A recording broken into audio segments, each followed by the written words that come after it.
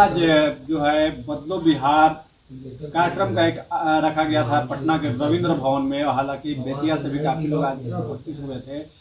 किस तरह बिहार बदलने की बात कही जा रही है? बिहार 20 सालों में जो भाजपा जदयू की जो डबल इंजन की सरकार रही है, इसमें काफ़ी बदहाल हुआ है और महिलाओं को तो एक तरह से पूरे तरह से गुलाम बना दिया गया है।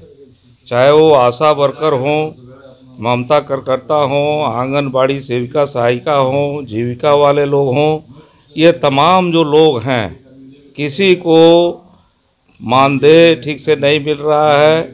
रसोईया आपके यहाँ जो है उसको 50-60 रुपये रोज़ पर खटाया जा रहा है। तो एक जो आदमी की गरिमा होती है, मानवीय गरिमा होती है, उसके विपरीत जो सरकार है ये बिल्कुल ही अपराधपूर्ण कार्य कर रही है और तमाम महिलाओं को ज़बरदस्त रूप से खटाया जा रहा है सरकार के विभिन्न योजनाओं में। चाहे वो स्कूलों में खटाया जा रहा हो, चाहे हॉस्पिटल में खटाया जा रहा हो, या अन्य सामाजिक कल्याण के क्षेत्र में खटाया जा रहा हो, तो उनसे काम लिया जा रहा है, लेकिन उनको एक गुलाम के बतौर ये भाजपा और जदयू वाले जो हैं उनकी जो सरकार है वो व्यवहार कर रही है और इसको लेकर के काफ़ी आक्रोश है। और नीतीश जी की जो महिला संवाद यात्रा जो थी, जिसको अभी कैंसिल कर दिया गया है, तो वो लगातार नीतीश जी को यह शायद एहसास हुआ है कि झूठ के आधार पर, धोखाधड़ी के आधार पर बहुत दिनों तक लोगों को नहीं ठगा जा सकता और इस लिहाज से महिलाएं काफ़ी आक्रोशित हैं। इसलिए उन्होंने ये कार्यक्रम कैंसिल भी कर दिया है। तो लोग एक बदलाव के रास्ते पर बढ़ रहे हैं। महिला जो तबका है वो आगे काफ़ी आक्रोशित है और बिहार में एक बदलाव सारी महिलाएं चाहती हैं। दूसरी तरफ यहाँ जो गरीब हैं, खेत मजदूर हैं, विभिन्न मेहनतकश तबके हैं, वो पूरा पलायन के शिकार हैं और उनको कहीं भी जो केंद्र सरकार की योजना है, जैसे मनरेगा है, तो मनरेगा की पूरी राशि जो है लूट ली जा रही है और मनरेगा में केंद्र सरकार अपने ही तय न्यूनतम मजदूरी से काफ़ी कम दे रही है और बिहार की जो न्यूनतम मजदूरी है उससे भी कम मजदूरी है। 245 रुपये उनको दिए जा रहे हैं, जबकि बिहार की न्यूनतम मजदूरी वो 495 रुपये से कम नहीं है। तो ये कुल मिला करके मजदूर जो है ठगे जा रहे हैं। जो बाहर जा रहे हैं काम करने, उनकी कोई देख रेख करने वाला नहीं है। कुछ एक्सीडेंट की घटना हो, कुछ प्राकृतिक आपदा की घटना हो, उनमें उनका कोई सुरक्षा का सवाल नहीं है। और बिहार में गरीबी जो है 34% है। यह बिहार सरकार के अपने आंकड़े कह रहे हैं, जिसमें बिहार के लोगों को 6,000 से कम आमदनी में प्रति माह उनको जीवन अपना चलाना पड़ रहा है। तो ये तो बता रहा है कि कितनी बदहाल स्थिति यहाँ की है। आप देख रहे हैं कि महिलाओं की जो एक तरह से लोन लेने की जो व्यवस्था थी, किस्त प्रणाली जो माइक्रो फाइनेंस कंपनियां हैं जो घर खर्च के लिए लेती थी, उसमें जो है 30%, 40%, 50% तक ब्याज के चलते अररिया में आपने देखा कि कैसे एक मुस्लिम दंपति ने अपने 9 साल के बच्चे को बेच दिया। बांका में कैसे लोग, एक परिवार जहर खा करके किस्त का लोन नहीं चुकाने के चलते आत्महत्या करने की कोशिश किए, जिसमें 3 लोग तो मर गए लेकिन 2 लोग बचे। वैशाली में, लालगंज में उसी ढंग की घटना हुई, 5 लोग मर गए। समस्तीपुर में, मुजफ्फरपुर में भी मौत की घटनाएं सामने आई। हम चंपारण से आ रहे हैं, तो चंपारण का एक गांव है जो पड़रिया है, वहाँ लगभग आपको 15 परिवार जो है किस्त का कर्ज चुकता नहीं करने के चलते वो गांव छोड़ करके पूरे परिवार के लोग भाग गए हैं। बेलवा गौनहा ब्लॉक का गांव है, वहाँ के लोग भाग गए हैं। ये पिपरा एक चौक है, वहाँ एक बंगाली परिवार जो है वो भाग गया है। तो ये मूल महिलाओं को उसमें वेश्यावृत्ति में भी ढकेला जा रहा है। तमाम तरह की उत्पीड़न की घटनाएं सामने आ रही है। तो ये जो है गरीबी और बदहाली जो है, पलायन से लेकर के, कम मजदूरी से लेकर के कर्ज चुकता करने की जो नई स्थिति बन रही है, जिसके चलते लोग भाग रहे हैं, तो ये पूरे बिहार की बदहाल स्थिति को बता रहा है। और ये लगातार सरकार कह रही है कि हम विकास करा रहे हैं, सुशासन की व्यवस्था है, तो ये तो सीधे तौर पे उसका झूठ का एकदम पर्दाफाश है, धोखाधड़ी का पर्दाफाश हो चुका है। और इसकी अभिव्यक्ति आप लोगों ने अभी देखा कि जो एमएलसी का स्नातक क्षेत्र का जो चुनाव हुआ, तो उसमें देखा कि कैसे लोग बदलाव चाहते हैं, कि बड़े बड़े पैसे वाले लोग थे, लेकिन एक संघर्षशील टीचर जिस पर दमन किया ये भाजपा जदयू की सरकार ने, वो निर्दलीय स्थिति में आकर के वो जीत गए। और तमाम बिहार के पढ़े लिखे लोगों का एक मूड का पता चलता है कि बिहार के लोग बदलाव चाह रहे हैं। और इस लिहाज से हम लोग की पार्टी जो पूरे भाकपा माले बिहार में एक बदलाव की लड़ाई, देश में बदलाव की लड़ाई लड़ रही है। लगातार हम लोग तमाम दमन झेल करके, शहादत झेल करके भी, चाहे वो गांव के खेत मजदूरों का आंदोलन हो, ज़मीन का आंदोलन हो, या कर्ज मुक्ति का आंदोलन हो, आशा का हो, रसोइया का हो, शिक्षक का हो, कर्मचारी का हो, किसानों का हो, सबका हम लोग लड़ते रहे हैं। और अल्पसंख्यकों के खिलाफ जो नफ़रत की राजनीति है, उसके खिलाफ भी हमारी लड़ाई रही है। तो ये तमाम जो सोसाइटी का हिस्सा है, बड़ा हिस्सा है, 90% वो समाज में एक बड़ा बदलाव चाह रहा है। और उस बदलाव की वाहक जो है भाकपा माले है। और इस लिहाज से हम लोग बदलो बिहार महाजुटान का आह्वान कर रहे हैं, जिसका आज करकर्ता कन्वेंशन था।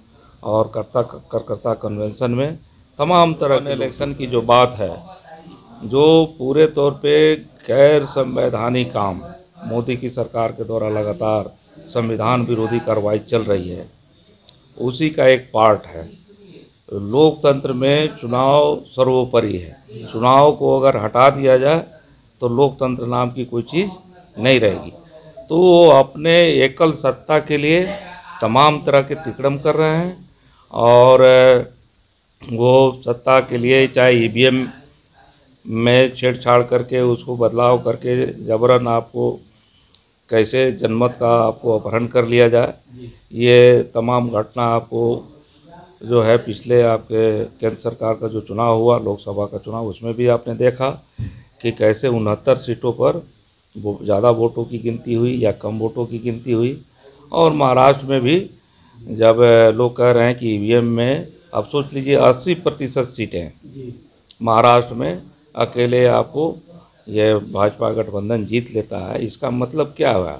ये सीधे तौर पे जनता के साथ धोखाधड़ी है। और ईवीएम से लेकर के तमाम नौकरशाही जो चुनाव आयोग का पूरा हिस्सा है, इसमें तमाम लोग लिप्त हैं और पूरे लोकतंत्र का खात्मा कर रहे हैं। जब वहाँ जनता कह रही है कि हमारे गांव के लोगों ने बीजेपी को वोट नहीं किया और हम अभी अपने खर्च पर बैलेट पेपर जो है छपा करके और ये दिखा देना चाहते हैं कि कौन किसको वोट दे रहा है, तो सरकार तो जीत गई है, तो उसके दबाव में जो सरकार को दिए हैं उस आधार पर तो वो सीधे तौर पर उनके पक्ष में वोट करते।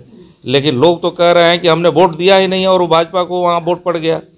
तो ये जो स्थिति है, जब गांव-गांव के लोग अभियान चला रहे हैं तो सरकार उसको रोक रही है, वहाँ ज़बरदस्त आपको दमन किया जा रहा है। तो ये तो उनके चुनाव जो है उसका एक तरह से पर्दाफाश है। और कुल मिला करके ये जनमत का अपहरण कर रहे हैं, पूरा लोकतंत्र का सत्यानाश कर रहे हैं। और इसी क्रम में इनका ये भी शगुफा है कि एक देश एक चुनाव जो है असल में ये संविधान विरोधी उनकी बात है और लोकतंत्र को ख़त्म करने वाली बात है। तमाम तरह के चुनाव को ही हड़प लेने वाली बात है। हम लोग तो बैलेट पेपर से चुनाव हो इसकी तो लड़ाई लड़ ही रहे हैं। तो ये बैलेट पेपर के चुनाव से कम कोई आदमी समझ जाता है कि हमने किसको मोहर मारा है, किसको वोट दिया है। लेकिन अब ईवीएम में तो उसकी समझ भी नहीं बन पा रही है कि हम जहाँ दे रहे हैं वहाँ पड़ रहा है कि नहीं। वो तो दिखाने के लिए आपको टेक्निकली वो बताया जा रहा है कि आपने जहाँ दिया वहाँ पड़ गया, आपको वो चिन्ह हो गया, सामने आ गया। लेकिन होता असल में तो ऐसा नहीं है। ये भी देखा जा रहा है ईवीएम तमाम तरीके से हैक भी हो रहे हैं। तो कुल मिला करके बैलेट पेपर से चुनाव होना चाहिए। चुनाव को लेकर एनडीए की तरफ से ये दावा किया जा रहा है कि 225 सीटों पर हमारी जीत होगी, 225 सीट जीतने का हमको लक्ष्य है, लेके चल रहे हैं। 25 सीट भी नहीं जीत पाएंगे। धोखाधड़ी करने वाले लोग पूरा एकदम लूट का राज उनके यहाँ तो अब पूरा, या बिहार में तो अफसरों का राज है पूरा। आप देख रहे हैं कि स्मार्ट मीटर के द्वारा कैसे लूटपाट चल रही है। ये ज़मीन सर्वे के नाम पर तमाम अंचलों में कैसे लूट और भ्रष्टाचार, परिमार्जन के नाम पर, दाखिल खारिज के नाम पर, रसीद काटने के नाम पर ये तमाम हो रहा है। तो कोई ऐसा जगह नहीं है जहां आपको भ्रष्टाचार नहीं हो। रोड जो आज बन रहा है 6 महीना बाद ख़त्म हो जा रहा है, पुल बन रहे हैं, गिर जा रहे हैं। तो ये पूरा लूट का राज बना हुआ है। जनता से प्रत्यक्ष रूप से पक्का मकान बनाने की बात आती है तो एक एक आदमी से 30,000 40,000 रुपये वसूले जा रहे हैं। तो ये जो है अंचल में भ्रष्टाचार हो, चाहे वो प्रखंड स्तर पर भ्रष्टाचार हो, बैंकों में कोई लोन लेना चाहता है तो कितना उसको कमीशन देगा पहले, तब जा कर के उसको लोन मिलेगा।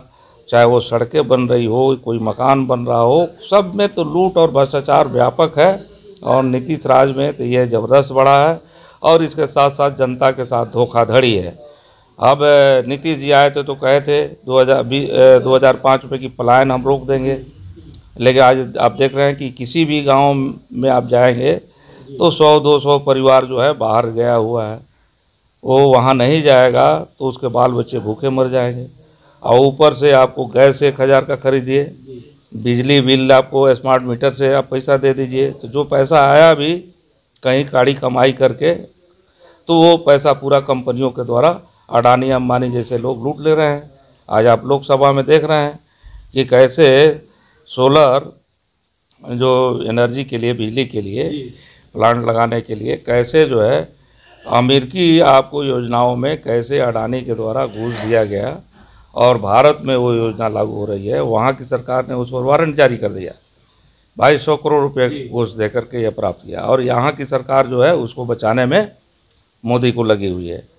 तो ये तो पूरा नीचे से ऊपर तक चल रहा है। यहाँ बिजली विभाग के जो पहले सचिव थे संजीव हंस, आप देख रहे हैं कि कैसे उन पर भ्रष्टाचार के चार्ज लगे हैं, लेकिन सरकार उनको बचा रही है।